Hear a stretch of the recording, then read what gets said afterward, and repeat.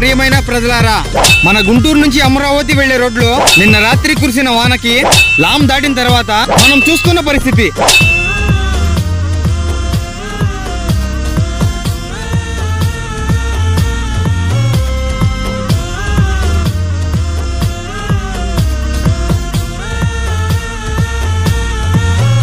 మన ఆంధ్రప్రదేశ్ పోలీస్ వాళ్ళు ప్రజలందరికీ ఎటువంటి ఇబ్బంది కలగకుండా చేస్తున్న వైనం. అక్కడున్న కుర్రోళ్ళు సమయం వృధా చేయకుండా ఎంతో సంతోషంగా చేపలు పడుతున్న పరిస్థితి మనం చూడొచ్చు. భారీ వర్షాలు పడినప్పుడు గుంటూరు నుంచి అమరావతి వెళ్లే రోడ్లో లామ్ దాటిన తర్వాత వర్షపు నీరు ఆగడంతో వాహనదారులు ఇబ్బంది పడే పరిస్థితి ప్రజలు గమనించగలరు. Thank you.